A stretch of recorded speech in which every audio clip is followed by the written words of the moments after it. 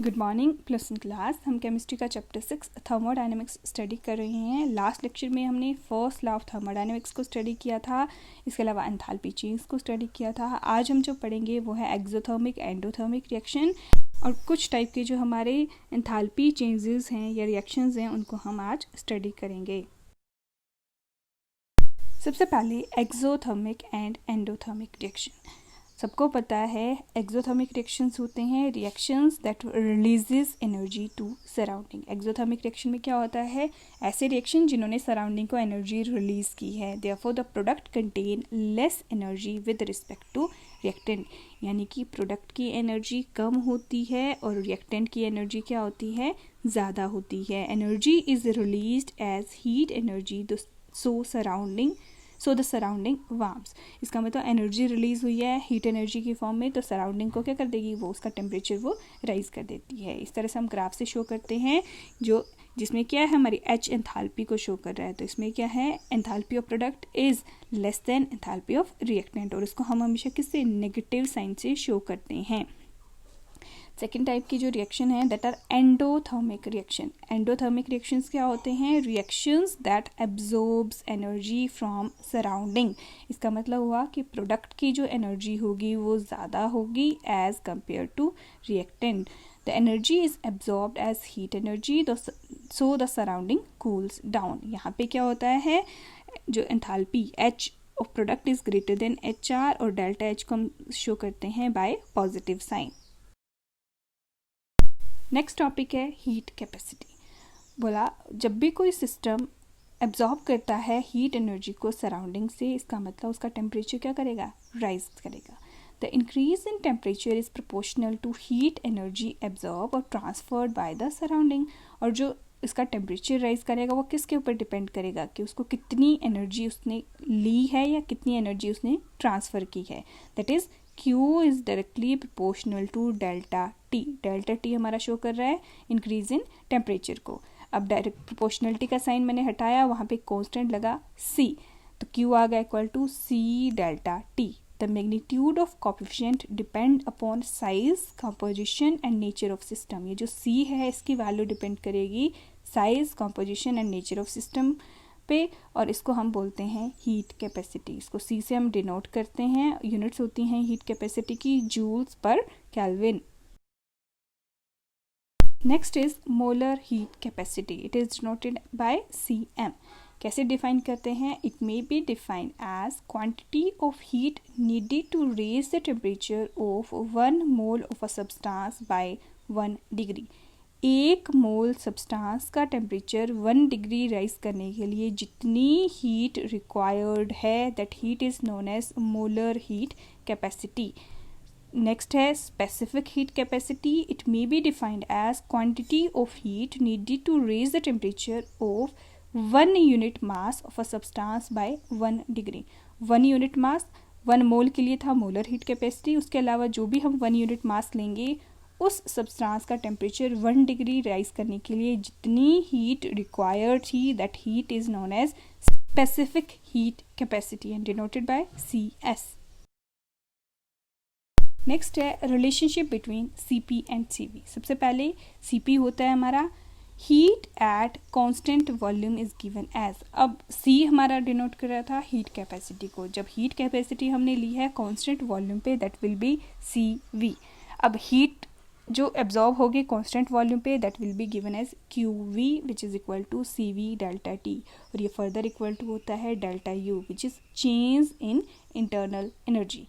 और हीट जो हमने कांस्टेंट प्रेशर पे होगी वो कैसे देंगे, QP which is equal to CP delta T, जो कि होती है equal to change in enthalpy that is delta H। अब हमें एक और चीज़ पता है, वो है H is equal to U plus PV। Enthalpy क्या होती है, internal energy plus pressure volume work. और 1 मोल गैस के लिए ये भी हमें पता है कि PV होता है equal to RT which is ideal gas equation.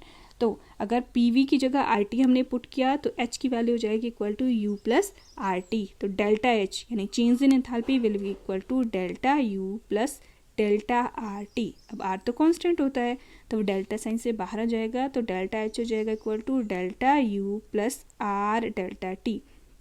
Equation को थोड़ा रीअरेंज किया delta H minus delta U आ गया equal to R delta T.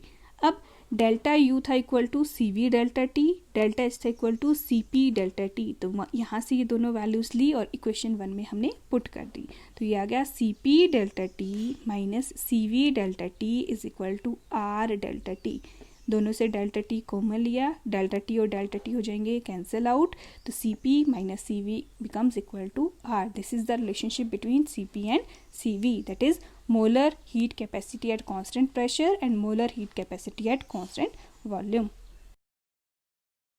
Next है standard enthalpy change. Enthalpy changes आपको बताया है, एंथैल्पी चेंज क्या होती है, डेल्टा एच से हम इसको डिनोट करते हैं। जब साथ में वर्ड यूज़ कर दिया स्टैंडर्ड, इसका मतलब हुआ जो हीट चेंजेस या एंथैल्पी चेंजेस होते हैं स्टैंडर्ड कंडीशन में, that are known as standard enthalpy change.